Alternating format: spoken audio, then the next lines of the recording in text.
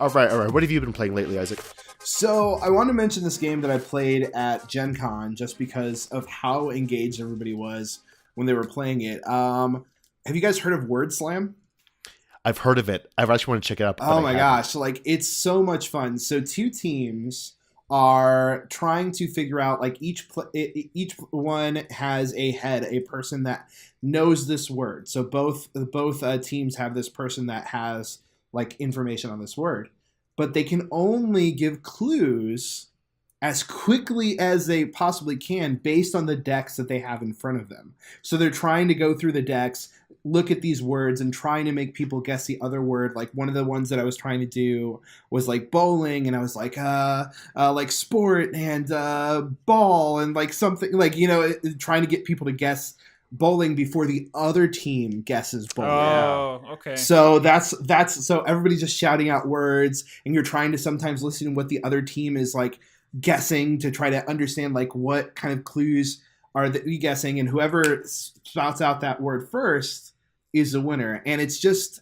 stupid fun. I feel like it's a more energetic version of Codenames, just because that timer is just so interesting. You can't just sit there and wait and then discuss and then press a word. You have to be throwing stuff out there all the time as they're looking through these words, and you're just like, oh man, I can't quite find the word that I need in order for them to guess this thing. And there's different decks that have words to guess that are different levels. So they have like stuff that's like, oh, this will be easy for you to put together, and they have this like level 5 deck that everybody yelled at me every time I grabbed a card from there. Because I was like, no, we're going to do this. We're going to do it hard. Oh, yeah, we go all in. And there's a timer, too. So, like, there's only, I think it's somewhere in the range of 2 to 3 minutes. And that if neither team guesses it, then you just move on to another word. Okay, this sounds amazing. How high does the player count go? I think you can go, like, as many people as you want, because all you need is one team head, and then the teams can be as big as you want. Like, we literally had people at Gen Con coming in and out of the teams as we were doing it. So it's just like, come in and like, yeah, you guys can go ahead and join this team and that team, and let's just do it. And it was a lot of fun. It was very interesting. I love a good party game. It's honestly it's easy to get people into it. One we've been playing a lot lately is Decrypto. I don't know if you've played that one yet. This actually sort of gives me some hints of that, but what WordSlam sounds like, it sounds like a more fun concept as well. If you've ever played Concept. Oh yeah, I've played Concept. Yeah. Where like you're kind of abstracting these thoughts to have them guess something else. WordSlam, I would definitely say, is an improvement on that system for sure. Is it out yet, or is this I think out it's soon? I think it's been out for a year. That's like that's the thing that's just like, what? Like, this exists. It's so much fun, and it's not even like, I can't believe like how like under the radar it's been. But that's kind of like the day and age we live in, right? Like, there's just so much good stuff coming out, but there's only so much bandwidth that people have. Like, it's like ranked 2,213, and I think if it would have come out before Codenames, it would have been like the biggest hit. So it's very interesting. Oh, that's really interesting. Yeah. That's actually, I don't know who puts that out. Who puts that out? Yeah, it came out in 2016. Yeah, Cosmos. Yep, Cosmos. Oh, Cosmos. Yep. Oh, yeah, they're good. I remember. I'm actually looking at the box. I've seen it in stores. It's got like a bunch of paint on it. Is it in print still? Probably. I bet you could find it. I guess I could look at myself. You can find it for like 10.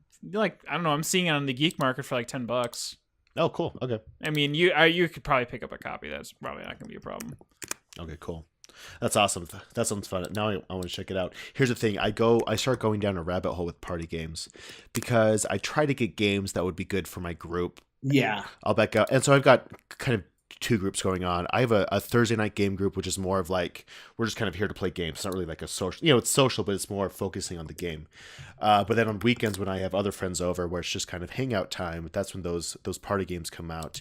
And finding one that kind of hooks people and everyone has a good time, that's just kind of, I don't know, it's hard to find because other ones, some people would like and some people won't, but this one sounds really easy to get into and accessible. There's one thing about party games too that I realized that happened after Cards of Cards Against Humanity came out is that there was like this shock factor that everybody loved and played a couple of different times, and it kind of drops off because then you end up becoming numb to what the game's kind of hook was.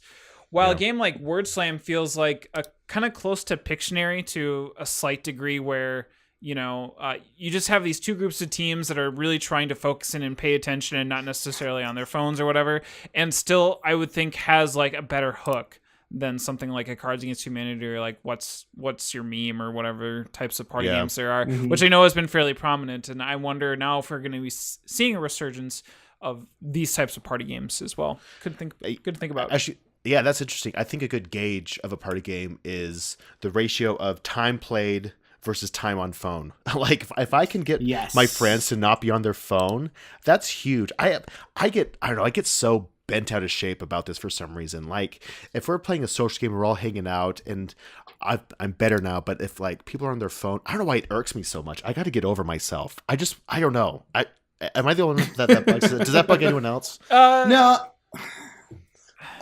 I mean, it does when I'm trying to teach someone a game. Yeah, that's when it bugs me. Like I'm just like, dude, like I need you to pay attention to me right now. Yeah, like, I know. I'm only gonna say this once. Like it's just like, come on. Like I understand, you need to check that Instagram post, but come on. It can wait. No, I know it's hard. Have you played a game we talked about recently? Sidereal Confluence. Is this a game you've played, Isaac, or heard of? I haven't. Okay, so this game is just basically 2 hours of open trading and negotiation, and it's amazing because no one is on their phone because they can't be on the phone because you're like trading stuff. It's by WizKids. Check it out. It's pretty intense. It's absolutely amazing. But the reason it's amazing because people aren't on their phones because they can't be. They have to be paying attention, and it's fantastic. It's a ridiculous name, but it's just trading cubes. It's so good. But anyway, okay, that's awesome. Party games. WordSlam. Thanks for sharing that one. That was